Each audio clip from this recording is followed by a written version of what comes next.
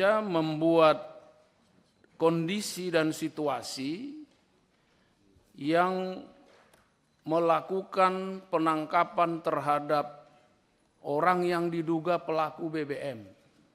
Jadi pagi tertangkap, sore langsung membuat surat perintah mengajukan kepada Kapolres yang inisiatif sendiri mengajukan kepada Kapolres surat perintah penyelidikan terhadap mafia BBM.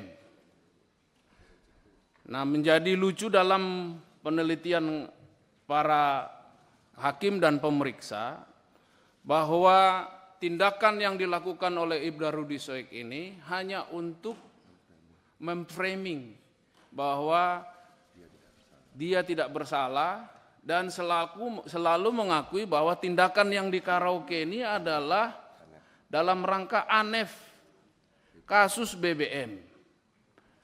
Kemudian selalu mengatakan bahwa karaoke ini adalah tempat safe house mereka gitu, untuk rapat.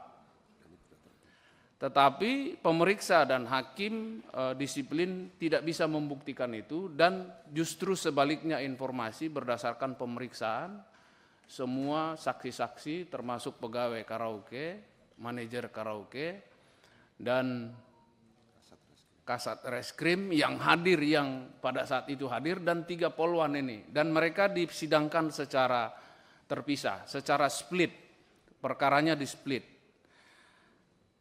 Selama berlangsungnya pemeriksaan ini terus, terduga pelanggar Rudy Soek ada dalam pengawasan.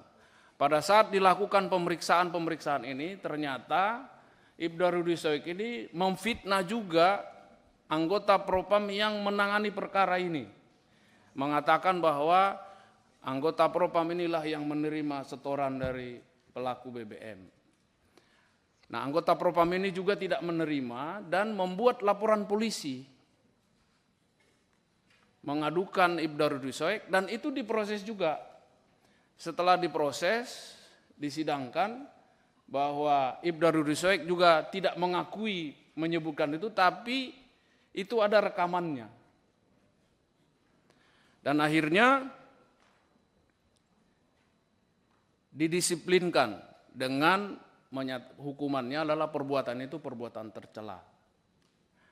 Kemudian selanjutnya pada tahap pemeriksaan selanjutnya ditemukan, karena Propam waktu itu akan melanjutkan pemeriksaan perkara ini, ditemukan bahwa Ibda Rudy Soek meninggalkan tugas, tidak berada di Kupang. Ternyata setelah dicek, Ibda Rudy Soek ada di Jakarta, dan itu bisa dibuktikan oleh pemeriksa dengan mengambil manifest pesawat Citylink yang terbang ke Jakarta pada tanggal itu, dan potongan tiket bisa didapatkan.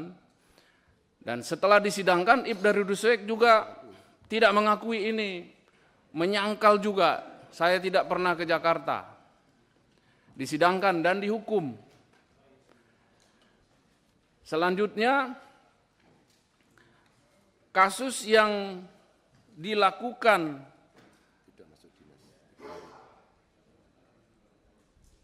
berangkat ke Jakarta itu setelah diputus, selanjutnya akan diperiksa. Ternyata dia tidak berada di kantor. Dia tidak masuk berturut-turut selama 3 hari, dan itu akan menyulitkan oleh Propam untuk melanjutkan perkara ini. Dan diperiksa lagi, dibuat laporan lagi pelanggaran disiplin karena tidak masuk dinas selama 3 hari berturut-turut, dan diputuskan itu merupakan pelanggaran hukum disiplin, merupakan perbuatan tercela. Yang terakhir, yang kelima adalah laporan dari orang yang dilakukan polis lain terhadap drum kosong ini, melaporkan kepada Polda bahwa drum saya di polis lain, saya akhirnya usaha saya, nama baik saya jadi tercemar.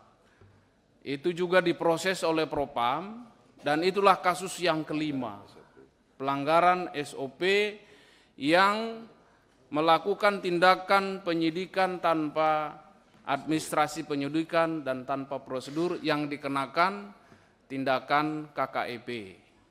Dan itulah yang disidangkan dan diputuskan untuk Ibda Rudi Soek tidak layak dipertahankan menjadi anggota Polri.